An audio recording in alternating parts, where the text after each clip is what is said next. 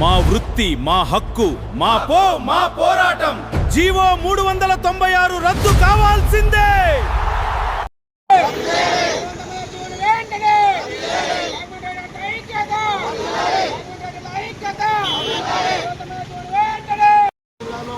దాదాపు 9 రిజిస్ట్రేషన్ ఆఫీసులు ఉన్నాయి.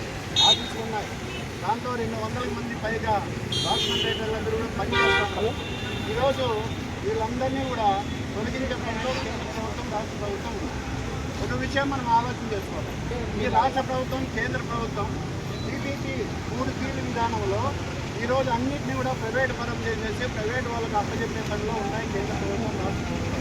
అందులో భాగంగా రాష్ట్ర ప్రభుత్వం కూడా వాటిని అమలు చేస్తాం. ఆ కేంద్ర ప్రభుత్వం ఏం చేస్తే దానికి ముందుగా నేనే అమలు చేస్తాను, మా రాష్ట్రంలో ప్రైవేట్ పరం చేస్తా ఉన్నాను. అవకాశాలను ప్రైవేట్ పరం చేస్తున్నారు, వైద్య విధాన పరిషత్ ప్రైవేట్ పరం చేస్తున్నారు, ఎడ్యుకేషన్ డిపార్ట్మెంట్ ప్రైవేట్ పరం చేస్తున్నారు. ఈ విధంగా అన్నింటిలో కూడా PPP విధానం. ఈరోజు రిజిస్టర్డ్ ఆఫీసులు కూడా మనకి డాక్యుమెంటేషన్ పని కాకుండా చేస్తున్నారంటే పొరపాటు. ఈ రిజిస్ట్రేషన్ ఆఫీసులు కూడా ప్రభుత్వం ప్రైవేట్ వాళ్ళకి అప్పచెప్పడానికి ప్రయత్నం చేస్తూ ఉంది. ఈ ప్రయత్నాన్ని మనం అందరం కూడా తిప్పుకొట్టే విధానంలో మేము CPM పార్టీగా మీకు సంపూర్ణ మద్దతు ఇస్తామని చెప్పేసి ఆ మాట ప్రకారం ఈరోజు ఈ సభలో పాల్గొనడానికి కూడా చూపిస్తున్నారు. అందులో భాగంగా మీరు CPM పార్టీ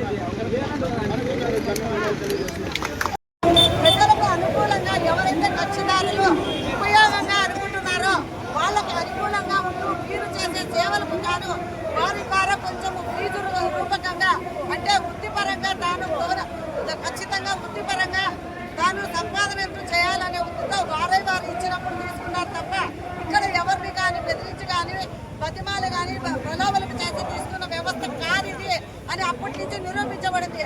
1960లో ఎప్పుడైతే ఈ వ్యవస్థను గుర్తించి లైసెన్స్ ఇచ్చినారో అప్పుడు ట్రైనింగ్ ఇచ్చి లైసెన్స్ ద్వారా వ్యవస్థను నడిపించారు. ఆ తర్వాత 2003లో రద్దు చేశారు. ఎవరైతే ఈ వ్యవస్థలో ఖచ్చితంగా వాళ్లకు సమీకరణ చేసి వాళ్ళకు అటువంటి ఆలోచన జ్ఞానం ఉండి ఖచ్చితంగా దీనికి ప్రభుత్వానికి లోబడి ప్రభుత్వానికి అనుకూలంగా ఎవరైతే దీన్ని చేయగలరో వాళ్ళందరూ డాక్యుమెంట్ రైటర్లుగా చేయొచ్చు అనే నానుడి తీసుకురావాలని చెప్పినప్పుడు అందరూ డాక్యుమెంట్ రైటర్గా ఎవరైతే అంతకుముందు ట్రైనింగ్ అయ్యి లైసెన్స్ తీసుకున్న వారు రద్దు చేసినప్పటికీ సమయానుకూలంగా స్పందించి వాటికి అనుగుణంగానే వీళ్ళందరూ సహకరించినారు.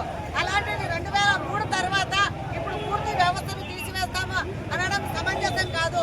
డాక్యుమెంట్ రైటర్లు వాళ్ళ ఫ్యామిలీలు ఎన్ని ఉన్నాయి, ముఖ్యంగా ఆంధ్రప్రదేశ్లోనే ఒక మినిమం 3 లక్షల నుంచి 6 లక్షల మంది ఉన్నారు. ఈ 6 లక్షల కుటుంబాలు వీధిన పడతాయి. కాబట్టి వీరందరికీ ఖచ్చితంగా ఈ జీవన వృత్తి అనేది ఉంటుంది. అయ్యా ఎవరు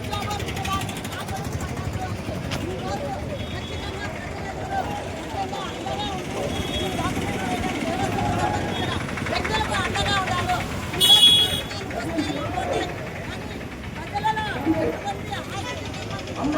ఇబ్బందులు కలగకూడదు అంటే వేల కోట్లకు సంబంధించిన ఆస్తులు ఏ ఒక్క చిన్న చేసినా కూడా ఒక డాక్యుమెంట్ రైటర్ మాత్రం ఖచ్చితంగా దాన్ని వెంటనే చేయడానికి చేయొచ్చు. అదే కంప్యూటర్ సిస్టంలో అయితే అది ఆ వ్యవస్థ నీరు కార్చి ఆ కంప్యూటర్ ఎప్పుడైతే సహకరిస్తుందో అప్పుడే చేస్తామని అందుకు కాలయాపన అవుతుంది.